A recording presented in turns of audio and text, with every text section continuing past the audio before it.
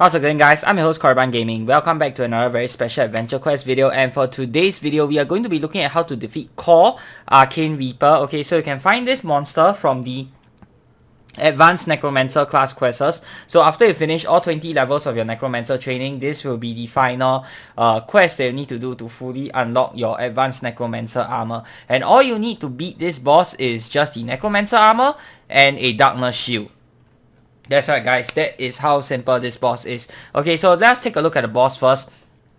So you can see that the boss has 92, 92, 107 for the defenses. That is actually pretty high, so hitting it is going to be a little bit of a challenge.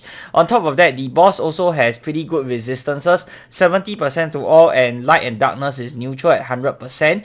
Okay, the boss also has freedom, which means that you cannot stun it, and it has a soft damage cap of 323 with a clawback of 0.25. So you can't really do that much damage to it unless you have, spells that have a lot of hits. Okay, so the description: a member of a mystery cult dedicated to death himself, this bizarrely friendly elf wields arcane powers that resemble those of the Reaper. Try to stop her deathly special move. So her SP attack deals like death damage. Okay, so that one you don't really have any resistance to it, and you will deal a ton of damage if you are not careful. So what you can do for this fight is that the boss has 3 stages. So the first phase, she will try to inflict panic and burn onto you.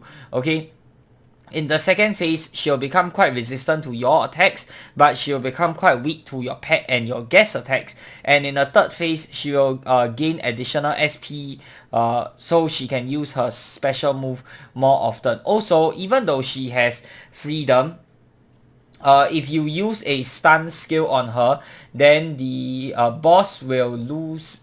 No, wait. Oh, the boss will telegraph her special attack, spending a turn to charge the special attack, but lose their immunity to stun effects during the charging period. So you can stun the boss when it is in the midst of charging up for the special attack.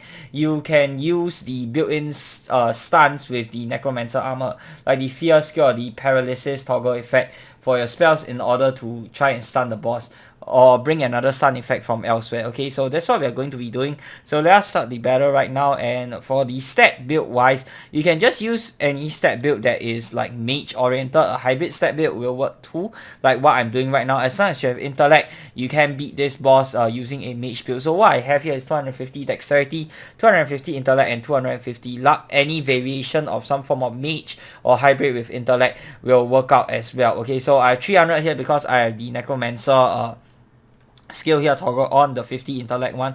So we'll call away this turn now because we don't need it. Okay, and everything you need is inside of the Necromancer armor except for a darkness shield. So any darkness shield will do. It doesn't have to be the one that I'm using. Ideally one that's minus 26% to darkness. That will work best for you. And yeah, that's really all you need.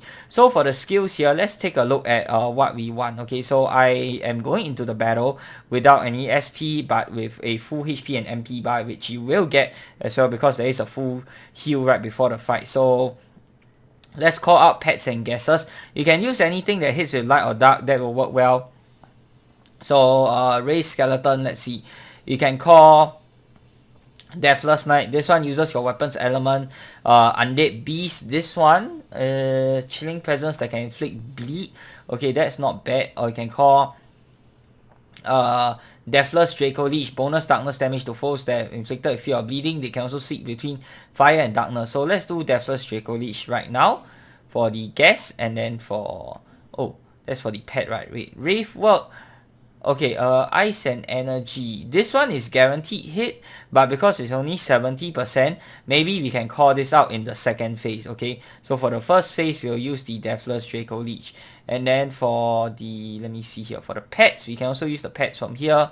I think it's here. Twin Summoning. Yep, Twin Summoning, we can call Deathless Draco Leech out as well. And I think they... okay, Fire or Darkness.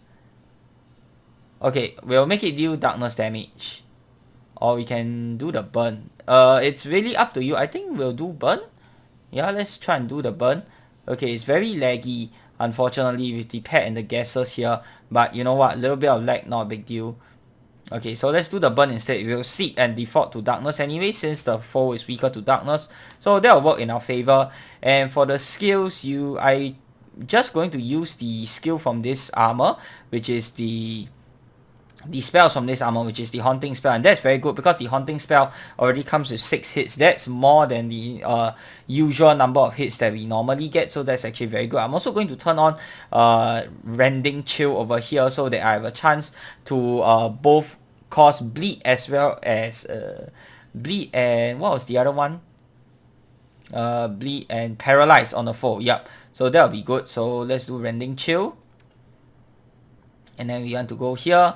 And let's do, next, Haunting. Okay, so you can do any of the Haunting because it's not weak to the player attack yet. It's still in its first phase. I'm just going to use the regular Haunting. Okay, so I wouldn't really recommend going for Grand Haunting because it's not that efficient, but the regular Haunting ought to work fine. So I'm going to use regular Haunting. Let's go Dark Haunting. 3, 4, 5, 6. There we go. And then we get the Anima Barrier as well. That's going to be helpful. Oops. Okay. And we got a burn on the foe. Okay, very nice. So now it's going to prepare its massive attack, which means that you can take this chance to go ahead and stun it. So hopefully my spell will be able to stun it. If not, then I guess we'll have to eat the attack. So let's see if we'll be lucky enough to stun it.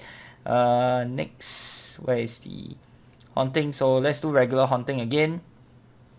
1, 2, 3. Oh, okay, nice. So you'll see that Core concentrates on defending your whatever attacks. That means that it has shifted to the second phase or the regular one. Okay, yeah, you can see it does quite a lot damage here, but not a big deal. Now I think it should be in the second phase already, so we can do regular Haunting now that it's in its second phase because our normal attack is not going to do that much damage. Okay, and then I am going to change the gas over to Ghost Ally here so it won't miss. Okay, so wait, no, with 250 dexterity, you know what, I think we can stick with this. Yeah, I'm just going to stick with this. Okay, so we still have sufficient HP right now, so let's go ahead and do Haunting again. Let's do regular Haunting. 1, oops, miss. Now you can see our regular attacks don't do that much, so maybe you want to do Precise Haunting. Yeah, I think Precise Haunting is going to work a little bit better. That's what I'm gonna do. So Pair and Guesses are going to be doing more damage right now. Okay, and your life drain into the enemy, that doesn't really matter to us, so I'm just going to do let's do the Precise Haunting over here. Since we are not doing a lot of damage, might as well. Oops, most of it missed, but whatever. Oops, not enough MP. Oops, I shouldn't have done that. Okay, getting a lot of lucky strikes off, that is not very lucky for us. So I'm going to drink an MP pot here. Most of you guys have at least 1 MP pot in your inventory. So yeah, I think you should be able to afford that. I'm not going to be using too much. And this is the third phase right now. So the third phase, she'll just gain more SP faster. She'll just gain SP faster, and that will mean she can use a special attack faster, but you should be able to kill her before that. So 1 MP pot, let's go ahead and go back to do Haunting because she's now again weak to player attack. So the regular Haunting will do. Make sure you have enough MP for your guest over here, which I forgot just now. And with the bleed and the burn, she should go down. Okay, Necrotic Flames, nice. Oops, both miss. And oh my god, she's gonna do that attack again. Oh, 143. Okay, but that doesn't matter because right now I think what we can do is we can just finish her off. Okay, so regular attack ought to kill her, hopefully. Yep, okay, so I'm just going to use any darkness or any light weapon will do. So I just use Alchemical Unity here, but she's going to go down anyway, so it really doesn't matter. Okay, so whatever you use, she should be dead. There we go.